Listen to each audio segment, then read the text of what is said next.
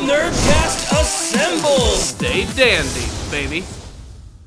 The sexual body horror shenanigans of Gleipnir returns for another exciting episode, which is brimming with action and lots of sexual tension. Hello, my friends, and welcome to another review of the Gleipnir anime series, the Dark Horse anime of the spring season, the type of show that all of you should be watching, but a lot of you probably aren't. This is a really entertaining show, although I have to be perfectly honest, this is probably one of the slowest episodes of the series. Despite that, it had some pretty major events going on in it, so let's go ahead and break it down in this episode right here. But first, of course, make sure to check out my Patreon account in the description box below. If any of you guys make a small donation, I'll review an anime series of your choice. Yes, an anime series perfectly catered to you, the viewers. So without further ado, let's go ahead and talk about this episode, which is all about Shuichi and Clair joining their brand new group as they journey through the mountains, trying to find some alien coins and battling against a lot of creepy monster people. This episode had some pretty tense scenes in it, to say the least, although most of them actually came towards the back half of the episode. The first half was basically just getting to see Shuichi and Clair sort of like work with this group for the very first time, and at first there is a little bit of tension between the group in the sense that they do things in a very different way, but as you get to meet these characters and know them and dive a little bit more into their personalities, you get to see that basically this is just a group of misfits. They're all a bunch of people who've been sort of cast out by society, and they're sort of relying on each other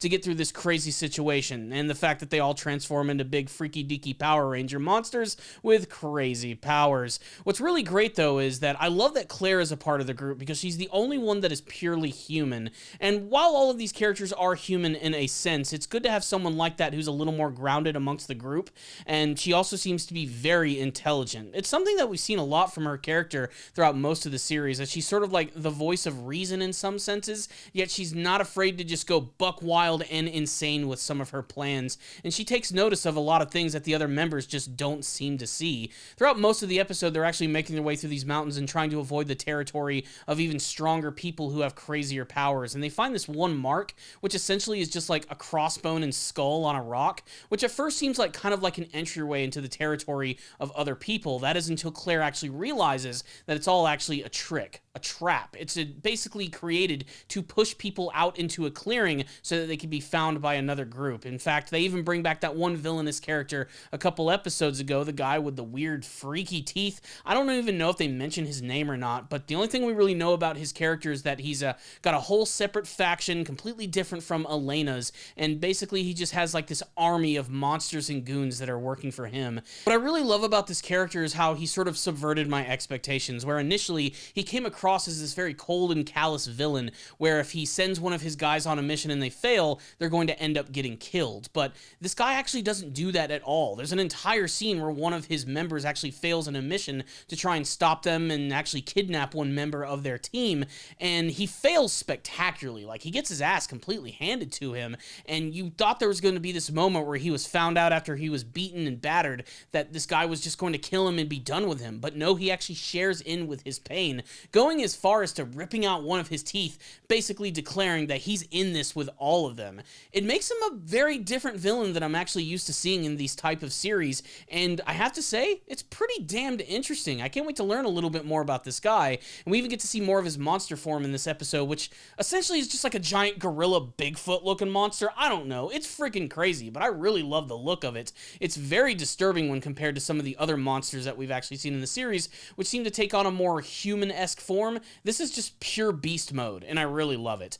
But the biggest scene of this episode is when Sayaka and their entire team is actually found out. They're chased down by this giant monster who's like half man, half centipede, and this guy is just really creepy. Just the fact that he's already half centipede alone makes him disturbing, but he immediately kidnaps Sayaka and basically proceeds to straight up molest her. I mean, there's no getting around it. I mean, he's feeling her up constantly throughout this episode, and it makes the scene not only really tense, but overall really disturbing and very uncomfortable.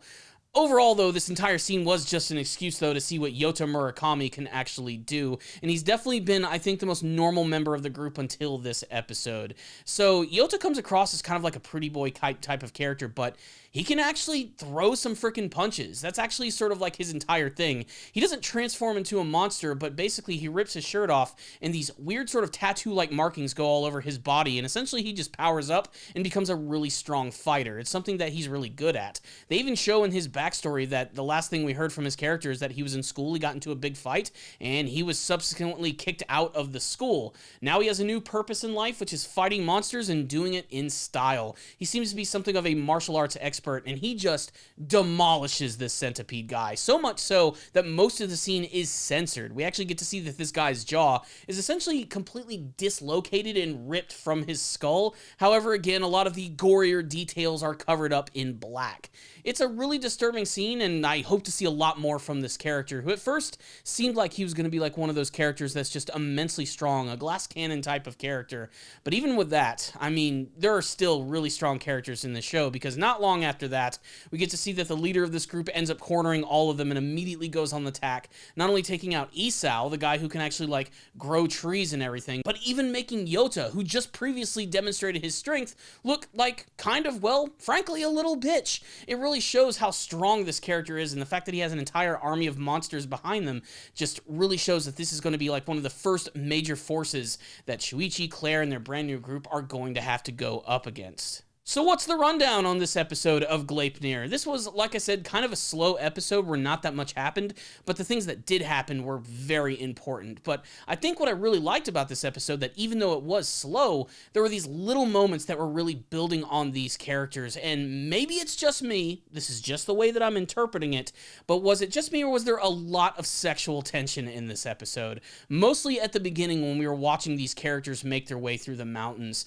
I mean, we already know that there's a little bit of a love triangle going on between Shuichi, Clair, and Chihiro, but then you have the character of Isao, who clearly has the hots for frickin' Shuichi. Then, of course, you have Sayaka, who already plays on the other side of the fence and seems to be getting the attention of the one invisible girl who works at the mini-mart.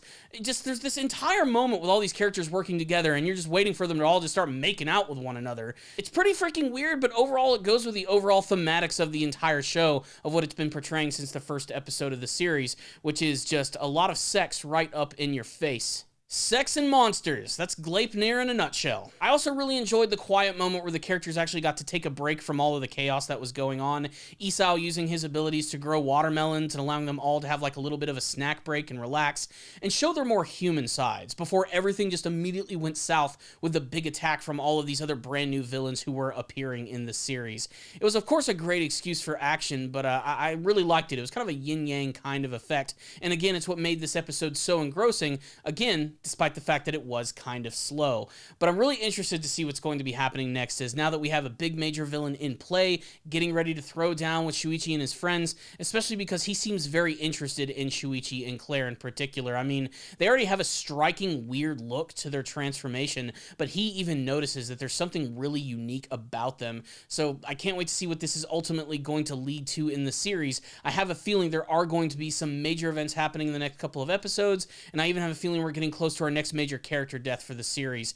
I don't know, I feel it in the air. Something is not right. The series does a good job of shifting its tones from casual fun to funny to action-packed to downright disturbing. So I'm expecting anything to happen on the change of a dime in terms of what this next arc is actually going to be giving us. Production value-wise, another pretty decent-looking episode with some pretty cool action moments. Nothing to write home about, but pretty clean overall, and the look of the monsters was really great. That one centipede guy looked really disturbing. His face was creepy as all hell. The way that he was attacking Sayaka was disturbing. Yota's form, while very simple, was really cool looking, and I just love that he's sort of like a martial arts fighter. They needed more people like that in their group. I mean, Shuichi and Clair can't do all of the fighting for them, so it's good to know that they're going to be able to team up together, and it just leads me to believe that hopefully we'll get to see more fusions, like when we saw actually Chihiro and Shuichi team up together. I mean, what would happen if, say, Yota got inside of Shuichi's monster suit and they went through some sort of crazy transformation? Imagine combining the strength of both of those characters,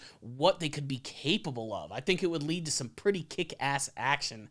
Also, there's a little bit of drama with Chihiro as well, as she desperately is trying to wait to decide to tell her team about what happened with her phone call with Elena, about the prospect of there being someone out there who's already gotten 100 coins and might even be super strong, so strong they can't even take them down. There's a lot of tension in this episode, and it worked perfectly. So despite my gripe about the episode being kind of slow, I really liked this episode, and again, I think it's entertaining as hell, and it's just got me even more excited for the rest of the series.